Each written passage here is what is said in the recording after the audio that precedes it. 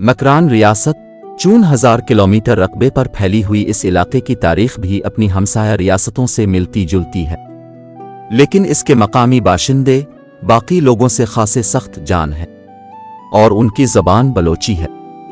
اس علاقے کو سکندر اعظم، Hulagu Khan, چنگیز خان اور محمد بن قاسم جیسے عظیم فاتح نے فتح کیا، لیکن یہ انڈو یورپی خاندان سے تعلق نہیں رکھتی۔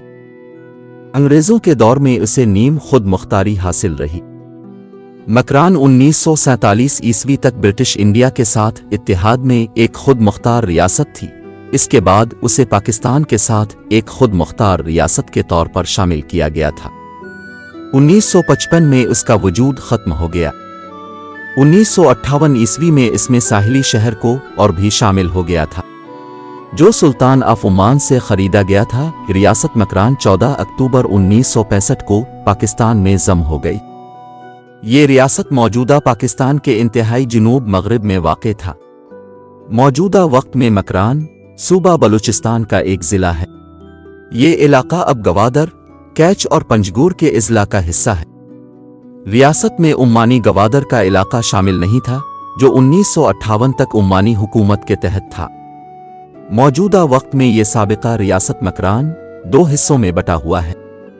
مکران کا بڑا حصہ پاکستانی بلوچستان کا حصہ ہے، جو 25,000 مربع میل اور تقریباً 6 لاکھ کی آبادی پر مشتمل ہے۔ اس کا صدر مقام کیچ تربت ہے۔ دیگر شہروں میں گوادر اور پنجگور شامل ہیں، جبکہ دوسرا حصہ ایرانی صوبہ بلوچستان میں واقع ہے۔ ایرانی مکران 22,000 مربع میل اور 5 لاکھ کی آبادی پر مشتمل ہے۔ ان کے بڑے شہروں میں پہرا، ایران شہر، زک، سراوان، سرباز، نیک شہر، چابہار، کن رک اور جرفت بشکرد شامل ہے۔ ویکیپیڈیا کے مطابق ریاست مکران پر گنج کی نوابوں کی حکومت تھی، جو راجپوت نژاد تھے۔ ان کے آباء و اجداد جگت سنگھ 17ویں صدی میں راجپوتانہ سے ہجرت کر کے مسلمان ہو گئے تھے۔ گنج کی اب خود کو بلوچ کہتے ہیں۔ 21 مارچ 1948 کو مکران، خاران اور لس بیلا کے حکمرانوں نے اعلان کیا کہ وہ اپنی ریاستوں کو ڈومینین آف پاکستان میں شامل کر رہے ہیں۔ قیام پاکستان کے وقت مکران کی ریاست صوبہ بلوچستان کی 4 ریاستوں میں سے ایک شمار کی جاتی تھی۔ اس کا سربراہ گچکی خاندان سے تعلق رکھتا تھا، اگرچہ کہ مکران کی ریاست برطانوی ہند کی دیگر ریاستوں کی مانند وائسرائے ہند کے زیر کنٹرول ہوتی تھی۔ تاریخ میں سابقہ ریاست مکران کی حدود برطانوی حکومت کے نقشے میں مل جائے گی، مگر جیسا کہ برطانوی ہند میں دیگر ریاستوں حیدرآباد، دکن اور بھوپال اور ریاست بہاولپور کے معاملات تھے، کہ ان کے ارد گرد کی چھوٹی ریاستوں کے چھوٹے معاملات حیدرآباد، دکن اور بھوپال کے نوابین دیکھتے تھے، اور بڑے معاملات پہلے پولیٹیکل ایجنٹ دیکھتا، پھر جب وہ حل نہ کر پاتا تو وائسرائے ہند دیکھتا تھا۔ اس طرح بلوچستان کی 4 ریاستوں میں قلات کی ریاست کو یہی اہمیت دی گئی تھی۔ ابتدائی طور پر خان آف قلات ان ریاستوں کے نہ حل ہونے والے معاملات کو دیکھتا تھا۔ اگر خان آف قلات ان مسائل کو حل نہیں کر پاتے تو پھر وہ ان تینوں ریاستوں کے حکمرانوں اور عوام کو اختیار حاصل تھا کہ وہ انگریزوں کے بنائے ہوئے کسی بھی ادارے سے رجوع کر لیتے، جیسا کہ بے شمار معاملات میں مکران، لس بیلا، خاران اور دیگر علاقوں کے حکمرانوں اور سرداروں نے کیا۔ اس کے باوجود خان آف قلات اور قلات کی ریاست کے پاس اس قدر اختیارات نہیں تھے جس قدر ریاست دکن یا بہاولپور کی ریاستوں کے پاس تھے۔ جیسا کہ ریاست حیدرآباد، دکن اور بہاولپور کی ریاست اپنے علیحدہ ڈاک ٹکٹ شائع کرتے تھے، جبکہ حیدرآباد کے نظام تو اپنا کرنسی نوٹ بھی باقاعدہ جاری کرتے تھے۔ اس سے قلات کی ریاست اور اس کے خان کے اختیارات ظاہر ہوتے ہیں کہ قلات کی ریاست کا برطانوی ہند میں کیا مقام تھا۔ بلوچستان کی تاریخ کے ماہر اور ممتاز قانون دان ڈاکٹر صلاح الدین مینگل کہتے ہیں کہ خان آف قلات کے رشتہ دار کیچ مکران کے حکمراں نواب آف گنج کی چاہتے تھے کہ خان آف قلات کچھ مہربانی کریں اور کچھی کے علاقے کی زرعی زمینیں ان کے سپرد کر دیں۔ وہ ایسا کیوں چاہتے تھے؟ اس پر ایک رائے یہ ہے کہ وہ اپنی ریاست کی آمدن میں اضافے کے خواہش مند تھے۔ دوسری رائے ہے کہ وہ شاہ خرچ تھے اور اپنے بڑھتے ہوئے اخراجات کے لیے مزید آمدن کی خواہش رکھتے تھے۔